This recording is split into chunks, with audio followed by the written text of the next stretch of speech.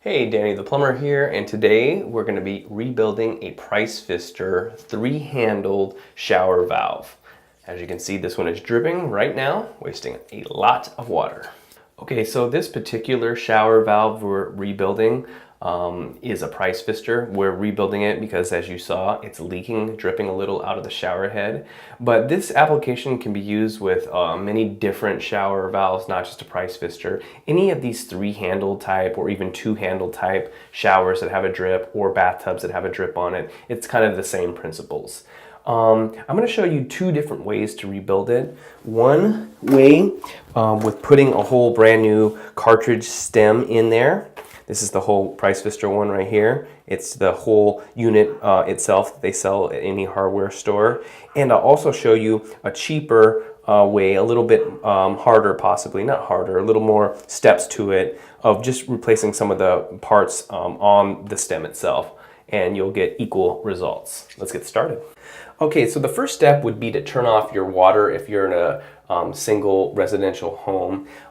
This has a teardrop flange on it, so that tells me that there is a shut off behind the handle here for the hot side and the cold side. These are teardrop handles with the integral stop inside behind the handle. So I'm going to pull these off, see if I can shut those stops off from here. And because I am in a 3-story condo, if I shut off the main shut off in the garage area, I'll be affecting the 2 levels above this first floor unit. So I'm going to see if I can shut these off, and let's get started. First thing you want to do is, I like to grab a knife, or a Phillips head is good, to pop these index buttons off. And even though it's probably only leaking on the hot side today, I feel the water's a little bit warm.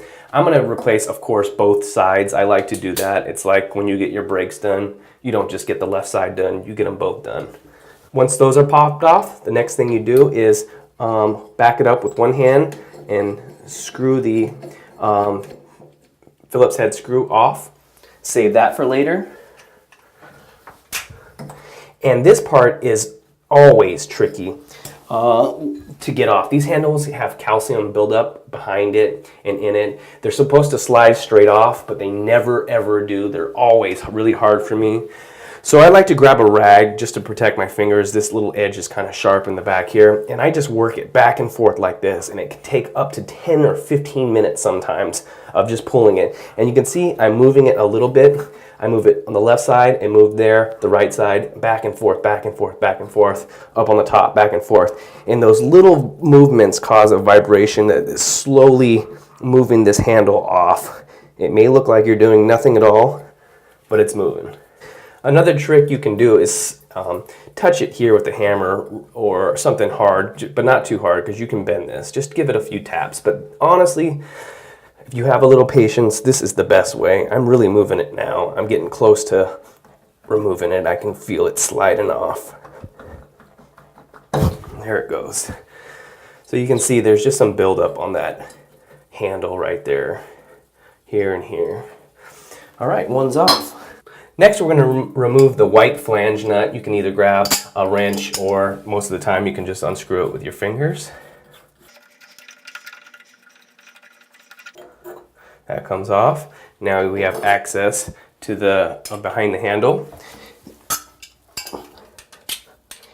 And there should be plumber's putty behind here. There is in this case, and it's nice and hard, of course, for me. Not so nice, but just hard. And here I'm showing you where the integral stop is. It's an internal shut off. That little thing right there is the shut off. But most single family residential homes don't have this. You'll just need to go and shut your main water off.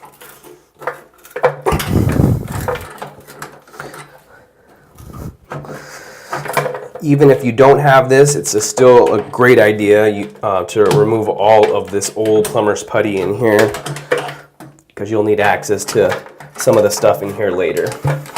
And you want to also refresh the plumber's putty, because this hard stuff doesn't give a great seal compared to the new stuff. Okay, so here is the stop that I'm talking about, and you're going to grab a a flat-edge screwdriver and just turn it clockwise until it's all the way off. There we go.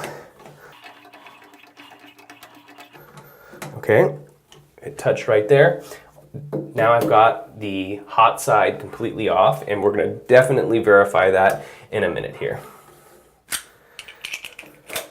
And now I like to do the same for the cold side.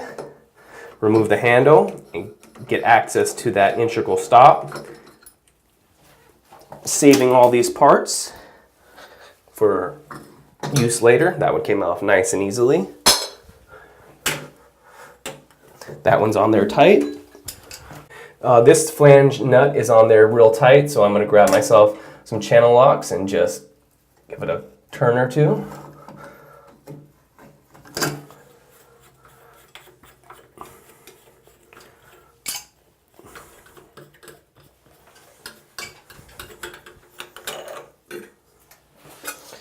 Save those parts.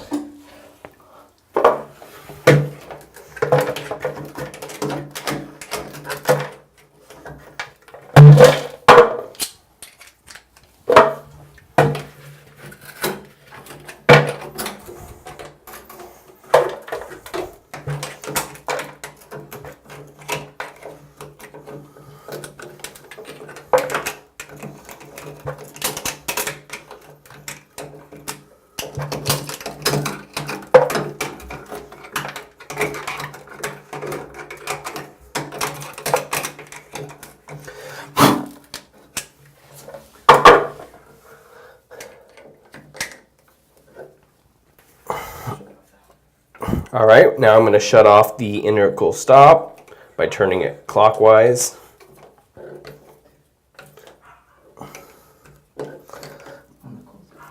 On the cold side here. So once I've got both the hot and the cold shut off at the internal stops here, or the integral stops, it's a really good idea to open up the valve by turning the handle counterclockwise on the hot and the cold to make sure it's in fact all the way off. And I've got a little water leaking here on the hot side, so I may need to go a little more on the hot side.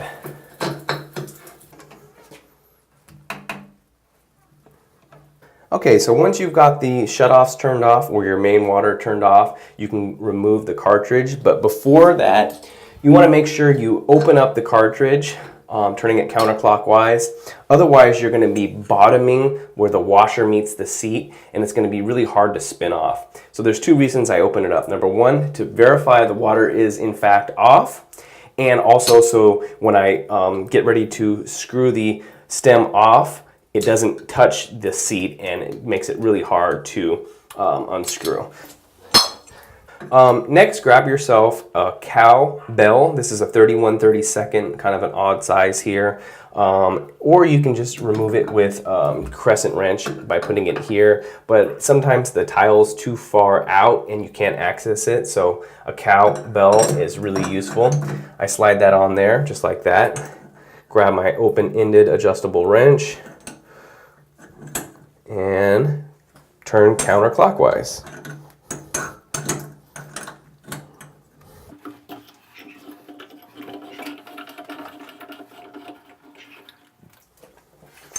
All right, so you can see right there the buildup in that washer is no longer flat at all. So that's where it was leaking right here. This is the washer that really gives us problems.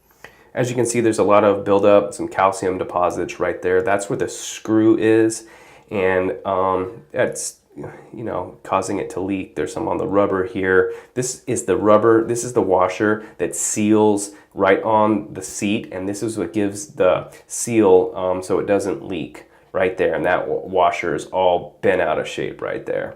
So for the hot side, I'm going to show you how to replace the whole stem. And so I'll just put this one down, throw it away, recycle it, whatever you want to do. And let's take a close look inside. Okay, something really important next I want to show you guys is this is the stem, and the bonnet washer, when you install this stem, sits right here, and it's just a plastic washer that goes right there. Always gets stuck on this side of it, right there. That black thing sitting right here is the bonnet washer. So you want to definitely remove that and make sure that you don't put 2 bonnet washers in there. And so you just grab something sharp and pop that out. Right there's the bonnet washer. And we can throw that one away or replace it with a new one. Okay, so what you want to do next is look at the condition of the seat. The seat is a little brass thing that's way deep inside here. I've got a seat wrench to remove it, but you can also remove it with an Allen wrench. So you can see it right there. And you can see I've got a little water dribbling out of here. It's all going in the shower, so I'm not too concerned with that right now. But that seat way back there is what I'm going to pull out with my seat wrench here. Stick the seat wrench in, make sure it's firmly all the way into that seat. You can even tap it. And now you can remove it. Turning it counterclockwise.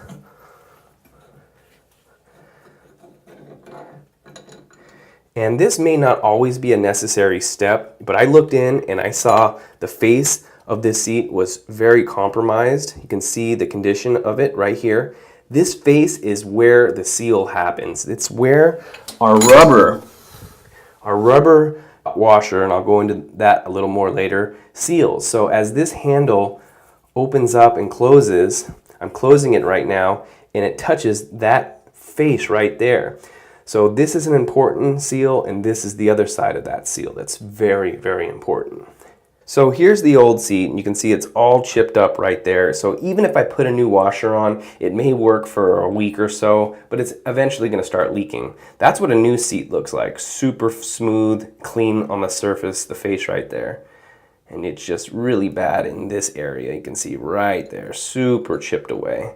And why that happens is because it's metal on metal. They let the washer go for so long that the handle, when they closed it, was rubbing against this brass on the other brass part. So that's why I'm changing it. Not always a necessity. You can look inside, and if it looks good, it's like that. You can either even grab a wire brush or something, kind of clean that face a little bit. But we're gone this far. Let's change this one. This is no good. So here's our new one we'll put in with our seat wrench. Which is just this 4-sided thing. Like I said earlier, an Allen wrench would work. It's just a nice long one right here. I always like to look inside here, make sure there's no debris or anything. You can even clean it out with a wire brush or something. Stick your finger in there, make sure there's nothing inside there. It needs to be super clean. Then I grab some thread sealant, and I'll just dab a little bit on the threads of my seat right here to help seal it and help thread it in there.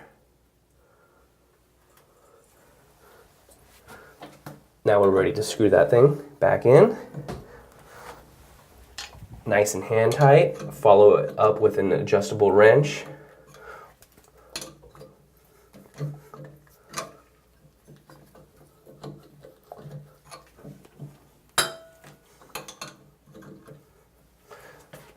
It doesn't have to be ridiculously tight, but you want it snug. Next, I've got a new Price Fister stem. We'll open this one up.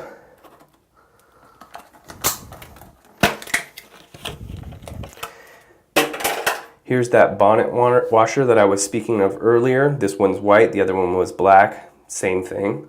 We'll put it right there. And that's what your new cartridge looks like here. You want to make sure that the cartridge stem is all the way in the open position, which means that this thing is flush against the back of where the threads are right here. Because if not, when you go to push this in, you're going to bottom out before it gets tight. So you don't want it all the way like that, because as you can see, you put it in there, it's not going to fit. You want to make sure that thing's all the way backed up pretty tight against that other brass area where the threads are. With the bonnet washer in place, there's no sealant necessary in this area. You can just, if this is nice and clean, stick it in there, turn it clockwise, grab your open-ended adjustable wrench or your cowbell and tighten it up. You can do it like just like that. Cowbell, like this. And once again, pretty snug, but don't overdo it. That should be fine. And we'll go ahead now, because it's in the open position, I'm going to close this by turning it clockwise, and that will stop our drip. Now all we have to do is rebuild the cold side, and we can get all of our trim, including the water back on and the plumber's putty back in place here, and that side's basically done. Okay, so on the cold side here, I'm going to show you how to rebuild this thing with just the parts by itself. It's a little bit cheaper, a lot cheaper, but a little more time consuming. All right, so we'll do exactly what we did to the hot side at first. We already have the cold integral stop turned off, and I verified that one more time by opening up the valve completely. That also makes it easier for me to remove the valve.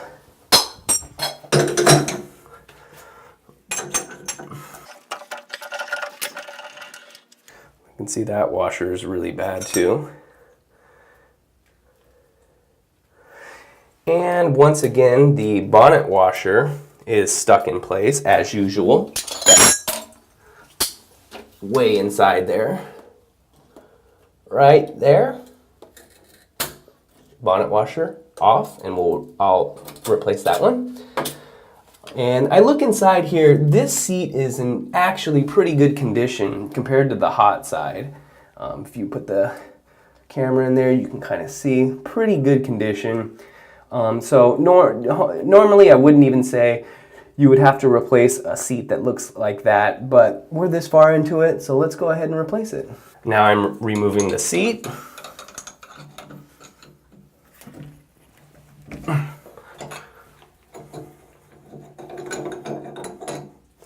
So yeah, that one was pretty good condition here. Pretty smooth and flat. It's a little something right there. So this one probably would have been okay, but I like to replace the seats when I do the plumbing. And so this part is exactly the same as the other side, the hot side that we just did so far. Just gonna put some thread sealant on there, make sure it's clear inside. I had a chunk of something in there. All right, ready for the seat. That seat's snug in there. All right, now I want to show you how to rebuild this thing. All right, so we're going to rebuild the cold side but by just replacing a few parts in here. This is a cheaper alternative than replacing the whole stem cartridge, and you can just replace a few parts. So what I like to do is grab a handle from either side, the hot or the cold, stick it in there, and this kind of just backs it up for me. And on the top here, you can see that there is a Phillips head screw that's covered with the little calcium deposits that we're gonna unscrew counterclockwise. All right, so I'm just gonna unscrew the Phillips head screw on the top here.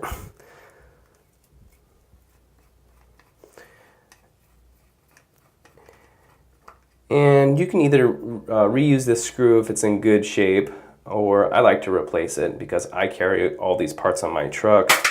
You can see that one's in terrible condition. So we're gonna replace that one. A lot of times the seat cup, which is where the seat is just held in place, is not intact. But that's not a big deal if if it's missing a little thing like that, it still can be used because the seat, the washer will kind of fill this whole area in. So that's all right. Okay, so the next step is to remove the 3/8 washer, which is this black washer here. You can see this one is in terrible condition, and that's really causing our leak. So this one's got a flat edge, some are Phillips, and we'll replace this screw, but a lot of times it's not necessary. These should be brass screws and should last for a long time. And you can see that that washer is in terrible condition here, causing it to give the leak. So what I'll do now is grab a new 3/8 washer, and this is a 3/8 L, it says on here. some of these have the lettering and the numbering on one side, and the other side is always going to be flat. Some of them have flat on both sides. If you do have the lettering and numbering on the one side, make sure that that is facing down when you put it in there. You don't want to face it up because this thing, it's not completely smooth. It is lifted up a little bit and doesn't give a great seal. So once again, that 3/8 L face down. Grab yourself a new brass screw, or if it's in good condition, reuse the old one and just screw it in. And you want it pretty tight so it doesn't go anywhere, but not too tight.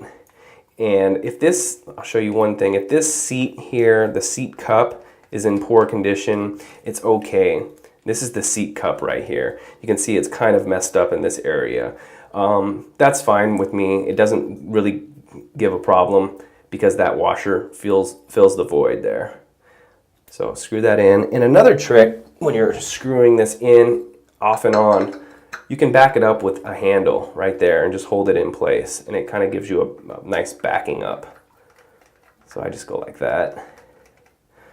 Get that thing pretty snug.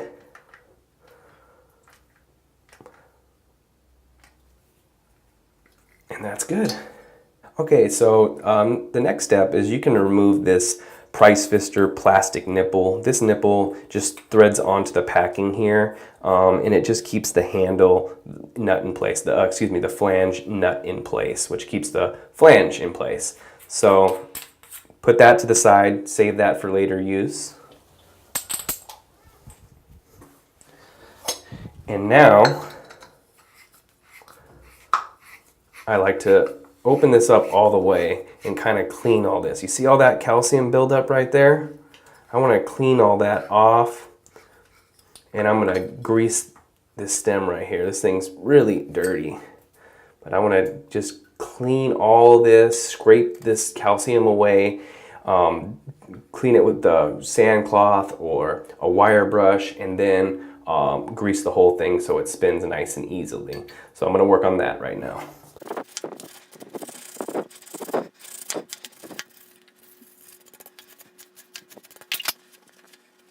Okay, so I've cleaned it up pretty well, and I've just got some plumber's grease. I'm going to grease it up, especially in that area right there. It's where the threads are, and the whole thing though.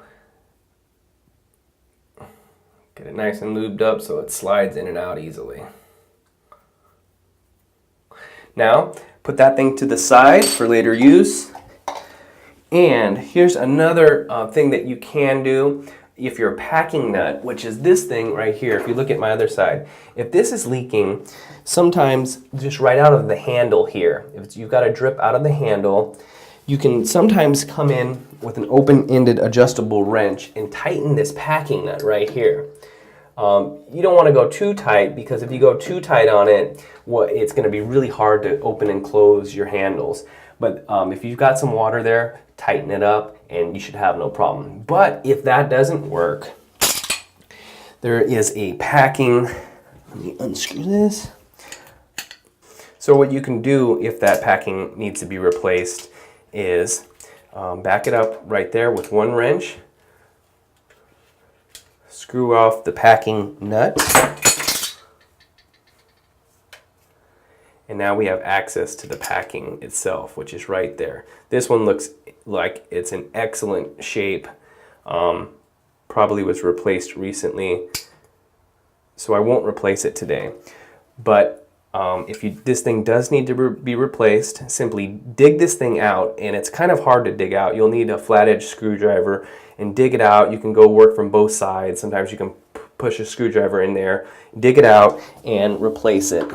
So if this one does need to be replaced, you can replace it with a packing that looks like that, the Price Fister packing. I'm not going to do it like I said today. Just kind of hard to pry these things out, especially if they're in real good shape like that one. So I'm not going to do that today. Then put your new one in and screw the packing nut back on. Pretty snug. I'll back it up.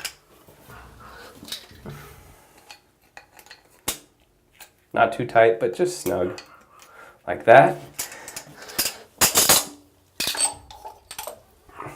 Okay, so before you tighten the packing nut real tight, you're going to stick the other end of the stem back in this direction. You're going to go like that. If this packing nut is too tight, it's going to be hard for you to slide that in. Next, I like to grab the handle and put a little bit of pressure right here.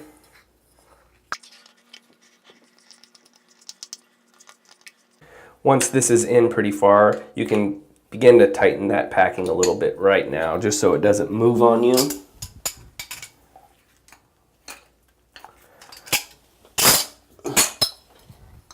And continue to screw this thing all the way back. And I'm just applying a little pressure on that in there and trying to screw it in. Fuck. Now we're ready to put the stem back together by sliding it this direction, straight in, and then you can just start screwing it back into place till it's all the way seated against those threads right there, right there. Okay, so you can also use a handle to get this thing seated all the way back to where these threads are. This is a very important step till it's all the way back that way, which is in the open position. With the shower, the water is in the open position. Just make sure that that thing is seated all the way. Otherwise, if it's like this, you can imagine that if you tried to put it in here, it's going to bottom out. It's going to hit this thing on the seat inside there before it catches on these threads. So once again, get that thing all the way back like that. And our last step before we install it, grab yourself a new bonnet washer, making sure the old one is not still on the other side of the valve. Slide it right on there, and we've got a rebuilt Price Pfister cartridge that is equally as good as the new one, in my opinion. So I'll make sure this is nice and clean in here. Slide it in.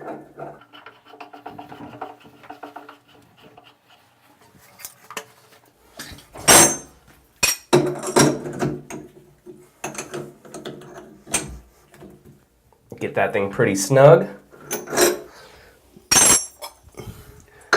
Turn the handles both to the off position. I've already done this side, but I'll double check. It is in fact off, because now we're ready to turn our two integral stops back on. Ready?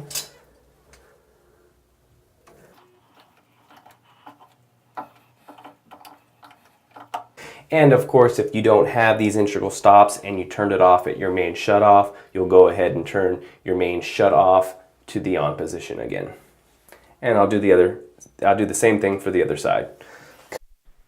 And it's really important to, once the water's on, look inside here to make sure there's no water way back in there where that stem connected into the main part of the shower valve on both sides. So I want to look inside right here, make sure there's no water leaking out.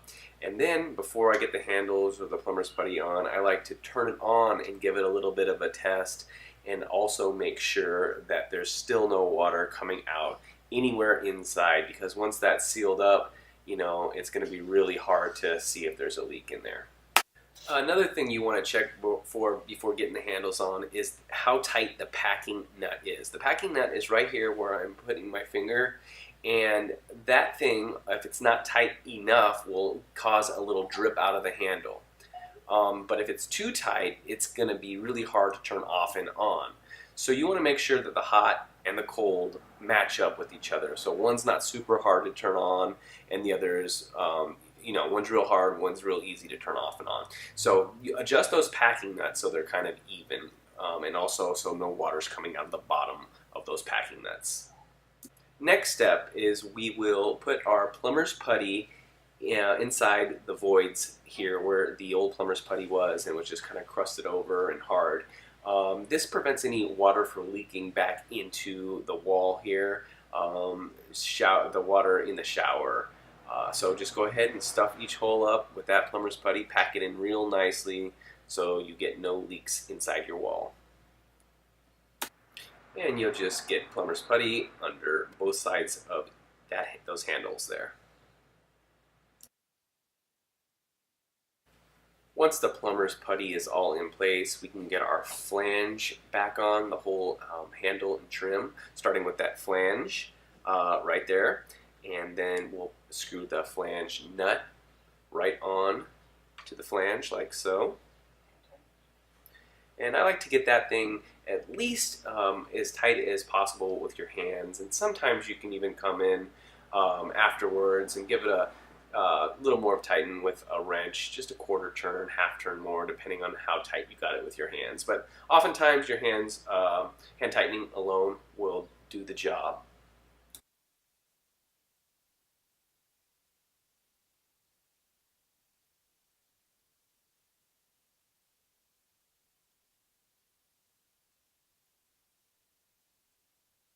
Once the flange and flange nut are securely fastened, you can grab the handle and slide it onto place. There's these little lines right there you can line up with the handle lines, and it kind of just slides in nicely, especially with these price fister ones. And push that in place, grab your screw and a screwdriver, and we'll get that handle tightened down. This one is a Phillips head for the price fisters, and we'll screw that clockwise into place like so. Once that's nice and secure, we can go ahead and do our last part of the handle, which is the index button. Hot should be on the left always, which is indicated with an H, of course. And voila, we are done with one side. We'll continue on to the cold side. Okay, now very simply, what we're gonna do is the exact same thing on the cold side as we did with the hot side. If you guys are interested in seeing my entire video collection, go to howtoplumb.com or click the link below. I'll see you there.